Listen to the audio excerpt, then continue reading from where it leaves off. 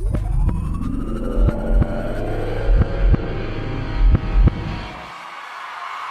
the Kansas City Sports Update Studios, welcome to Kingdom Radio, where we talk about all things Kansas City Chiefs.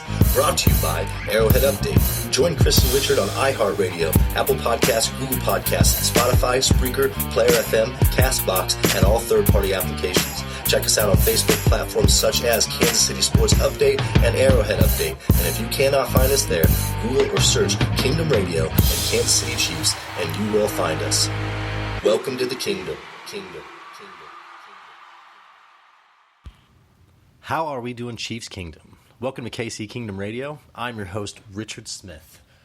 And let's talk about some Chiefs news today, because there is some breaking news that came out today, and this affects Arrowhead Stadium and the crowd capacity in this upcoming season due to the coronavirus pandemic. And as we all know, the Kansas City Chiefs were going to drop the stadium capacity. Well, that plan has been finalized today, and the Chiefs will reduce Arrowhead Stadium's capacity to 22% to start the season. And 22% of Arrowhead Stadium's capacity is 16,000 fans. And my big question here is, how they're going to maneuver this. I know a lot of, Chiefs Kingdom has their ideas and it's kind of been put out there, but it seems as though season ticket holders will be the first, to be able to purchase these tickets. I'm not sure if it's going to be a lottery. I don't know exactly how it's going to go. Maybe somebody can comment in here and tell me. There's a lot of research looking into that, but I do know 16,000 fans this season, down to 22%. As much as I hate to see that, and everybody else does in Chiefs Kingdom, because we all love to go to Chiefs games, it is nice that there will be some fans in the stadium. So, don't hang your head, Chiefs Kingdom. We do not specifically know all the details here to this. We just know that stadium capacity will be lowered to 22%. I want to touch base on Mike Pennel. Steve Spagnuolo came out in a press conference and said that we could possibly start the season without Mike Pennel. He could be sitting as a spectator, watching TV from home. The NFL has announced that they will hand down a suspension to Pennel, but they have not really released any details as to why he could be suspended or why he will be suspended. But the Chiefs firmly believe that will happen, so we'll have to wait and see, this upcoming news, because it's an important piece to, the Chiefs depth chart, and we hate to see, somebody that we brought back and have, a lot of faith in to be sitting on the sideline due to suspension. So keep your eyes and ears open, Kansas City, because that really is a big piece to the puzzle, and I really hope that we're looking at a maybe, between 1 and 3 game suspension. It's just bad news, but I will say this. The depth chart looks great. And we cannot have players messing up in any way right now. They all have a huge part to this machine that the Chiefs are trying to build and keep, and create a dynasty. So, to all those Chiefs players out there, just keep it together. Keep it together, because I understand that everything is different. This whole process of the NFL season is different, but you still have a job to do. So let's just do what it takes to keep this depth chart in check. And everybody in Chiefs Kingdom, everybody on the Chiefs roster, just do your part. Do your part. But again, we will wait to see how that is handled and what actually is going on. So I really want to talk about something tonight, and it is how the Chiefs have worked the salary cap to keep their best players after this amazing Super Bowl run that the Kansas City Chiefs had this past season. There's been huge news with extensions, signings, restructures. Patrick Mahomes, 10-year extension. Travis Kelce, 5-year extension. Sammy Watkins restructured. Chris Jones, 4-year extension. Then the Chiefs went out and got Kalichi Asimile, to lighten the burden on the offensive line, since the doctor has left the building and went and assumed his natural role as a doctor. And thank you, Tardif. We could not, be more thankful in Chiefs Kingdom for what you have done for us, but what you're doing right now is honorable. and we take nothing away from you. And best of luck this year, and we hope to see you on the football field this in the 2021 season. But how have the Chiefs done this? I think that is the biggest head scratcher right now to every GM in the NFL and Chiefs fans all around. I will firmly say that Brett Veach deserves a statue in Kansas City. What he has done with this roster and what he has done to keep this Chiefs team intact is something remarkable.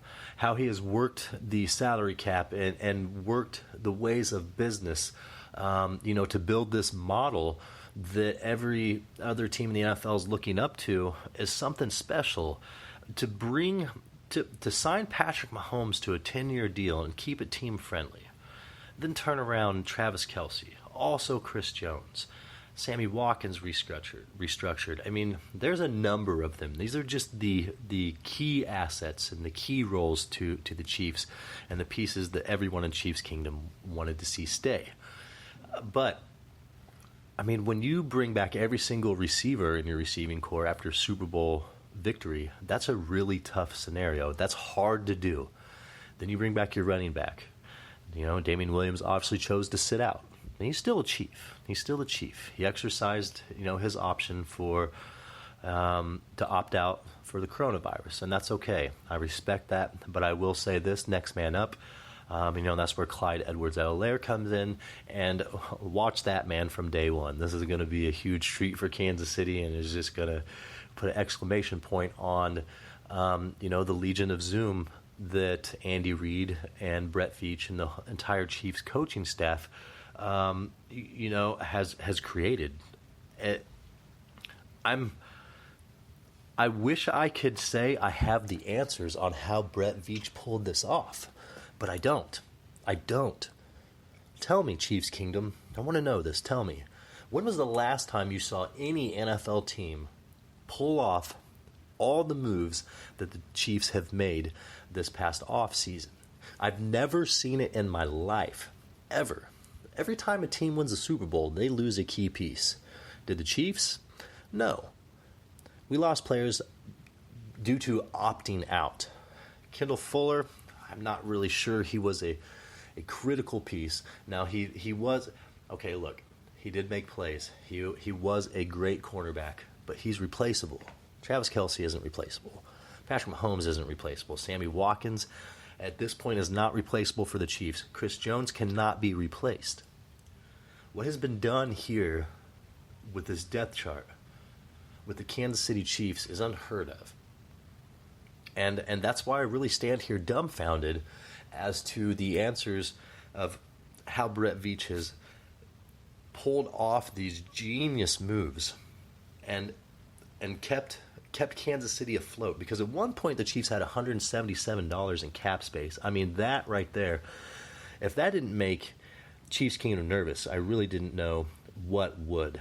But it's insane, because the Chiefs go from $177, and then end up somewhere around, $13 million on the cap space, and it really is just genius, and it's so in depth that I can't explain it. Kansas City, I can't explain it, but it's excitement. It's excitement because this is just the start. This is just the start of what Brett Veach is going to bring to the table. Hey, and excuse me, our cap space as of August is $13.921 million, coming from $177 before we signed Patrick Mahomes to an extension, before we signed Travis Kelce to an extension, before Sammy Watkins restructured, before Chris Jones signed, and before the Chiefs went and got Kalichi Asimile. This is something that does not happen, Chiefs Kingdom. So let me tell you this. The dynasty that we talk about. The scenario of the next 10 years of Patrick Mahomes. We are going to keep this team together. In the next 5 years, the Chiefs are locked in, loaded, and ready to roll Kansas City. I don't know how much more you could want from a team. And I understand being a Chiefs fan. Look, we want perfection. We analyze every single piece to this depth chart, down to the finest grit. And I think at this point, it's finally okay for us in Chiefs Kingdom to take a step back and have full faith in our front office that they know exactly what they're doing. Have they let us down at all this offseason? Absolutely not. Have they impressed us this offseason and shown us things that we've never seen out of a Chiefs GM or front office? Yes. Yes. And the biggest thing is, I watched the Travis Kelce interview about his extension. And we all know Travis Kelce loves Kansas City. He loves the community. But the biggest thing is he loves the locker room, the chemistry. Not one player wants to leave the system that the Kansas City Chiefs have in place. And that just speaks wonders to the Chiefs Kingdom, the front office, the ownership, everyone involved. It's just a lot of fun to watch. I personally am really enjoying it, and I'm sure all of you are as well. We're still riding off the Super Bowl high, from February. And we're looking now at what's the right way to say this? There's more of a possibility of the NFL having an NFL season than the season not happening. And so that should be exciting as well. And look, we're a month away from football, people. We're a month away from football. This season is getting ready to kick off. So it's really time to get back into football, and really embrace it because it's right around the corner, Kansas City. And here's the thing, even if you cannot make it out to the game because the capacity is 22% and you didn't happen to fall into that group that made it into Arrowhead Stadium. I'm not really sure how tailgating is going. I'm sure that, will probably be shut down this season as well. But go out to all these local venues, like Crane Brewing Company. Crane Brewing is the closest brewery and bar to Arrowhead Stadium right there in Raytown. Go check them out. Go down to these venues, these local companies, and support them because look, we can't be in the stadium, but it doesn't mean that we cannot support Kansas City as a whole. There's other ways to support the Chiefs and celebrate our team. So get out there and support those local businesses because that's huge, Kansas City, especially with what has gone on in this entire, crazy 2020. These local businesses need it. So Kansas City, this is your time to step up and show them that you care about our local businesses just as much as you care about the Chiefs.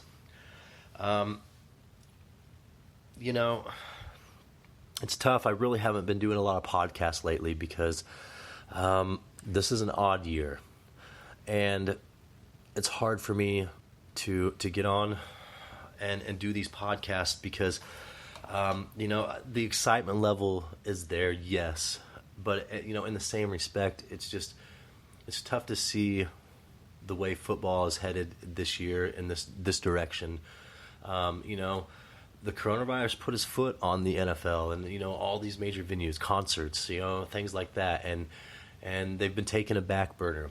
And I'll tell you what, the Chiefs have not been scared to pull the trigger on all these big moves. And that's just a compliment to everything that is the Kansas City Chiefs. It's just, I cannot pat the Chiefs on the back any more than I have, these last 5 or 6 episodes. I mean, I've really been riding Brett Veach just because he's a genius.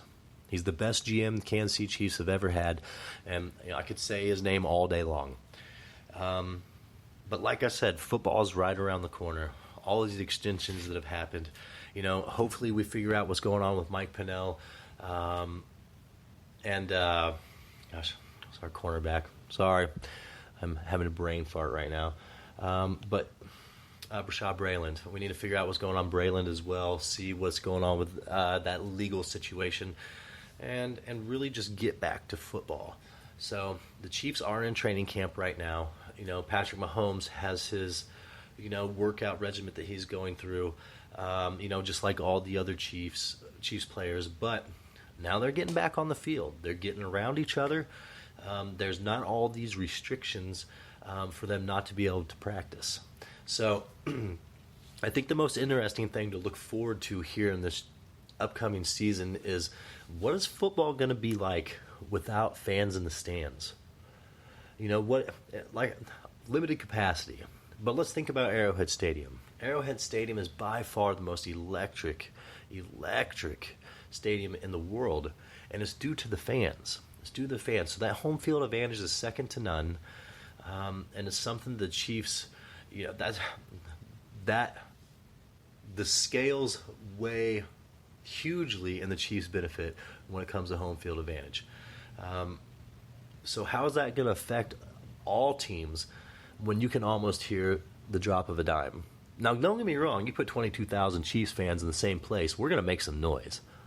But it's not as much as 76, 77,000 fans screaming their heads off, pounding on the back of those seats. So I think that's the most interesting thing to watch is how is Andy Reid and Patrick Mahomes and Steve Spags going to change their approach to the game and their system to implement, this difference as far as any type of advantage when it comes to the crowd situation.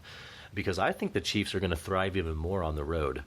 Without any crowd noise, it's really going to be something that I think Andy and Spags and everybody are going to have something up their sleeve for the entire NFL. And that's going to be great because it gives Andy Reid even more avenues to be creative. And we all know that is Big Red's forte. And for me, I'm excited to see how that plays out. Just because it's a whole new outlook on football. This will be the biggest change in the NFL that we have ever had in my lifetime is going to be this season. So if you're not excited about some type of change, seeing how it's all going to work out, I mean, you're really kind of blind to the NFL. And I hate to say that, but it's just a scenario where you have to have an open mind, and this could play out in the Chiefs' favor even more.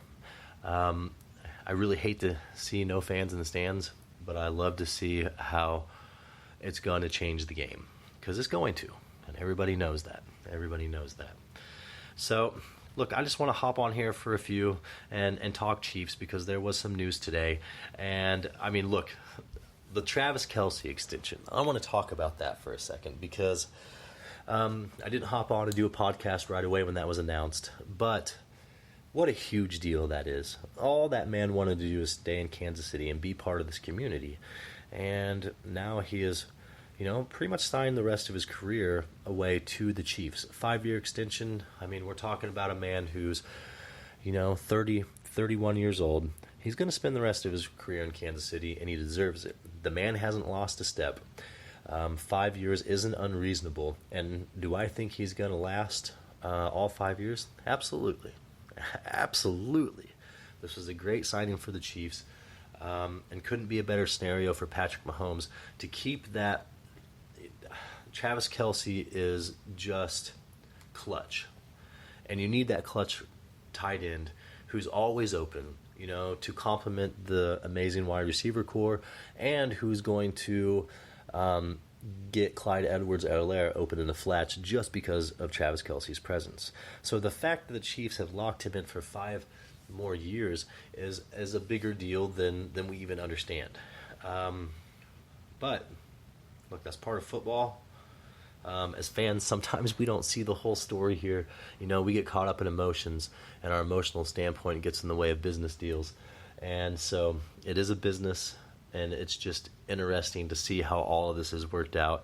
And Kansas City, it's time to get excited. Look, it's time to get excited. Football season is right around the corner. The Chiefs have locked in every major piece to the Super Bowl run, and we're back. It's time to run it back, Kansas City. The time is now. The season is coming up. It's time to get excited. So, thank you for joining me on KC Kingdom Radio. I'm your host, Richard Smith. Kansas City, you have a great night, and let's get this football season started.